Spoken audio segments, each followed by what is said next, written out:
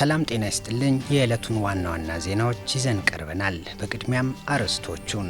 ጠቅላይ ሚኒስትር ዶክተር አብይ አህመድ ለኢድ አልፈጥር በዓል የእንኳን አደረሳችሁ መልእክት አስተላለፉ። ኢትዮጵያ የሴቶችን ውሳኔ ሰጭነት ለማረጋገጥ የፈጠረችው ምቹ ምህዳር በምሳሌነት የሚወሰድ መሆኑን የአፍሪካ ህብረት የሴቶች የሰላምና ደህንነት ልዩ ልዑክ አምባሳደር ላይቤራታ ሙላሙላ ገለጹ። የመዲናዋ ነዋሪዎች ነዳጅን በቁጠባ በመጠቀም ትብብር እንዲያደርጉ የአዲስ አበባ ከተማ ከንቲባ አዳነች አቤቤ ጥሪ ያቀረቡ። በደቡብ ኢትዮጵያ ክልል በጋሞ ዞን በተከሰተ የመሬት መንሸራተትና የጎርፍ አደጋ ለተፈናቀሉ ወገኖች ድጋፍና እገዛ እየተደረገ መሆኑን የክልሉ ሴቶችና ማህበራዊ ጉዳይ ቢሮ ገለጸ።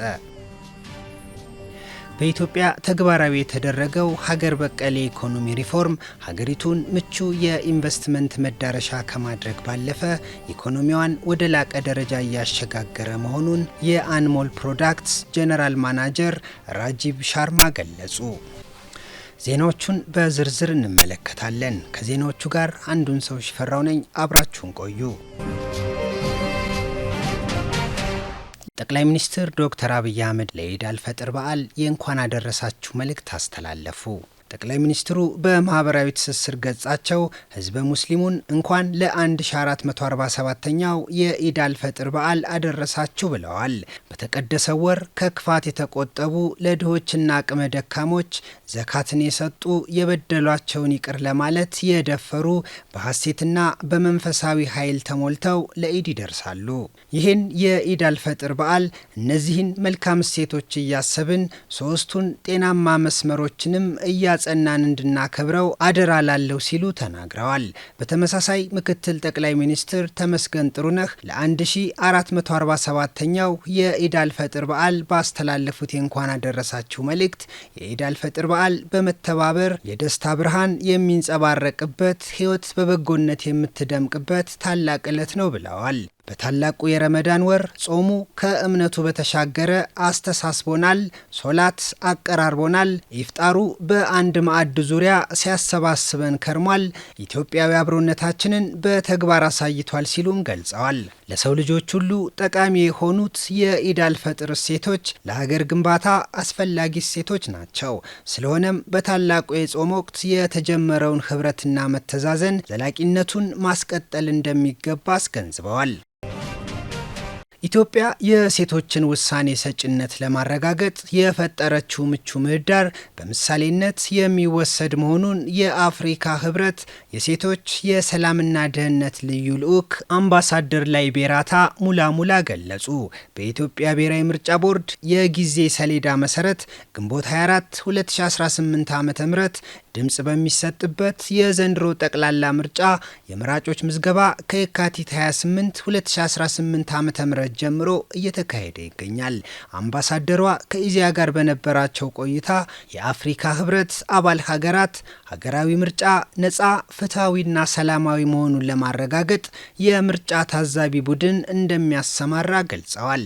በአህጉሪቱ ለሚካሄዱ ሀገራዊ የምርጫ ሂደቶች ዲሞክራሲያዊ፣ ፍትሐዊና አካታችነትም የሴቶች የነቃ ተሳትፎ አስፈላጊ መሆኑን ተናግረዋል። ለዚህም የአፍሪካ ህብረት የሴቶች የሰላምና ደህንነት ልዩ ልዑክ የሀገሪቱ ሴቶች በምርጫ ወቅት የመምረጥና መመረጥ መብታቸውን እንዲጠቀሙ የማበረታቻ ድጋፍ እንደሚያደርጉ አንስተዋል። ኢትዮጵያ በሚቀጥለው ግንቦት ወር የምታካሂደው 7ኛው ጠቅላላ ምርጫ ነፃ፣ ፍትሐዊና አካታችነቱን ለማረጋገጥ ገንቢ ሚና እንደሚወጡ አስታውቀዋል። በአፍሪካ አብዛኛውን የማህበረሰብ ክፍል የሚሸፍኑት ሴቶች መሆናቸውን አንስተው ሀገራት በሚያካሂዱት ሀገራዊ ምርጫዎች ሴቶች የመምረጥና መመረጥ መብታቸውን መጠቀም ይኖርባቸዋል ብለዋል። ሴቶች በፖለቲካ ማህበራዊና ኢኮኖሚያዊ መስክ እድላቸውን መጠቀም ከቻሉ ለማህበረሰብ ለውጥ ወሳኝ መሆናቸውን አምባሳደሯ ያለፉበትን የተሞክሮ መንገድ በአብነት ጠቅሰዋል። የኢትዮጵያ መንግስት የሴቶችን ውሳኔ ሰጭነትና ተጠቃሚነት ለማረጋገጥ የፈጠረው ምቹ ምህዳር በምሳሌነት የሚወሰድ መሆኑንም ጨምረው ገልጸዋል። የመዲናዋ ነዋሪዎች ነዳጅን በቁጠባ በመጠቀም ትብብር እንዲያደርጉ የአዲስ አበባ ከተማ ከንቲባ አዳነች አቤቤ ጥሪ ያቀረቡ። ከንቲባ አዳነች አቤቤ በማህበራዊ ትስስር ገጻቸው ባስተላለፉት መልእክት በአሁኑ ወቅት በመካከለኛው ምስራቅ በተፈጠረው ቀውስ ምክንያት ኢትዮጵያን ጨምሮ ነዳጅ ገዝተው የሚጠቀሙ ሀገራት አቅርቦቱን እንደ ልብ ለማግኘት መቸገራቸውን ገልጸዋል። ችግሩ ተፈቶ የነዳጅ አቅርቦት ስርዓት ወደ መደበኛ ሁኔታ እስኪመለስ ድረስ ነዳጅን በቁጠባ መጠቀም እንደሚገባ አስገንዝበዋል። ስለሆነም የከተማዋ ነዋሪዎች አጫጭር መንገዶችን በእግር በመጓዝ እንዲሁም የብስክሌት አማራጮችንና የኤሌክትሪክ ተሽከርካሪዎችን በመጠቀም ትብብር እንዲያደርጉ ከንቲባዋ ጥሪ አቅርበዋል። በደቡብ ኢትዮጵያ ክልል በጋሞ ዞን በተከሰተ የመሬት መንሸራተትና የጎርፍ አደጋ ለተፈናቀሉ ወገኖች ድጋፍና እገዛ እየተደረገ መሆኑን የክልሉ ሴቶችና ማህበራዊ ጉዳይ ቢሮ ገለጸ። የቢሮ ኃላፊ ወይዘሮ ካሰች ኤልያስ እንደገለጹት በጋሞ ዞን በተከሰተ የመሬት መንሸራተትና የጎርፍ አደጋ በርካታ ወገኖች ለሞትና ለመፈናቀል የተዳረጉ ሲሆን እነዚህን ወገኖች የመደገፍ ስራ ተጠናክሮ ቀጥሏል። በአደጋው ከተፈናቀሉ መካከል የተለየ ትኩረትና እንክብካቤ የሚሹ ህጻናት፣ ነፍሰ ጡርና የሚያጠቡ እናቶችን በልዩ ትኩረት እገዛ እየተደረገላቸው መሆኑን ተናግረዋል። ቢሮ ከ1 ሚሊዮን ብር በላይ በሆነ ወጪ አልሚ ምግቦችን ጨምሮ የተለያዩ የምግብና የአልባሳት ድጋፍ መደረጉን ገልጸው ድጋፉ ቀጥታ ለተጋላጭ ወገኖች እንዲደርስ በተቀናጀ መልኩ የተጀመረው ጥረት ተጠናክሮ ይቀጥላል ብለዋል። በአደጋው ወላጆቻቸውን ያጡ ልጆችም ለስነ ልቦና ችግር እንዳይዳረጉ በባለሙያ ጭምር የታገዘ ድጋፍና እንክብካቤ እየተደረገላቸው መሆኑን ገልጸዋል። አደጋው ከደረሰበት ጊዜ አንስቶ በተለያዩ አካላት እየተደረገላቸው ያለው ድጋፍ ብርታት ስለሆናቸውም አመስግነዋል።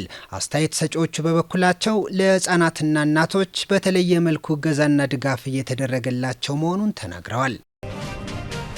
በኢትዮጵያ ተግባራዊ የተደረገው ሀገር በቀል የኢኮኖሚ ሪፎርም ሀገሪቱን ምቹ የኢንቨስትመንት መዳረሻ ከማድረግ ባለፈ ኢኮኖሚዋን ወደ ላቀ ደረጃ እያሸጋገረ መሆኑን የአንሞል ፕሮዳክትስ ጄኔራል ማናጀር ራጂብ ሻርማ ገለጹ።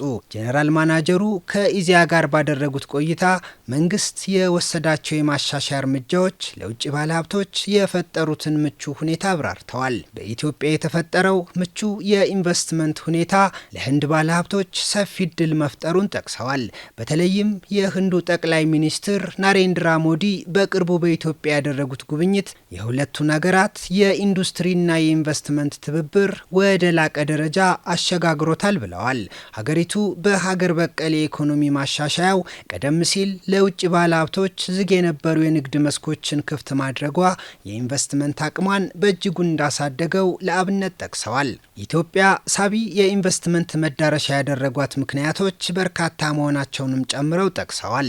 በዚህም በኢትዮጵያ እየተገነቡ ያሉ ግዙፍ መሰረተ ልማቶች በተለይም በቅርቡ ግንባታው የተጀመረው የቢሾፍቱ ዓለም አቀፍ አውሮፕላን ማረፊያ ለንግድ እንቅስቃሴው ተጨማሪ ምቹ ሁኔታን ይፈጥራል ብለዋል። በሌላ በኩል ሰፊ የሀገር ውስጥ ገበያና ከፍተኛ የምርትና አገልግሎት ፍላጎት መኖሩን ጠቁመው ለኢንቨስትመንት ስራ ዝግጁ የሆነ ሰፊ ወጣት የሰው ኃይል ሌላው የሀገሪቱ ትልቅ አቅም መሆኑን አክለዋል። ባለሀብቶች ቪዛን፣ የስራ ፈቃድንና ሌሎች አገልግሎቶችን በአንድ ማዕከል በተሳለጠ መልኩ እንዲያገኙ መደረጉ የመንግስትን ቁርጠኝነት እንደሚያሳይም ገልጸዋል።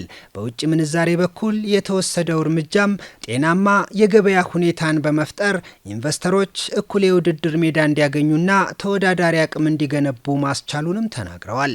በኢትዮጵያ ኢንቨስት በማድረግ ልምድ ያላቸው ነባር ባለሀብቶች የሀገሪቱን እምቅ አቅም ለዓለም አቀፍ ማህበረሰብ በማስተዋወቅ በኩል ትልቅ ሚና ሊጫወቱ እንደሚገባ ጠቁመዋል።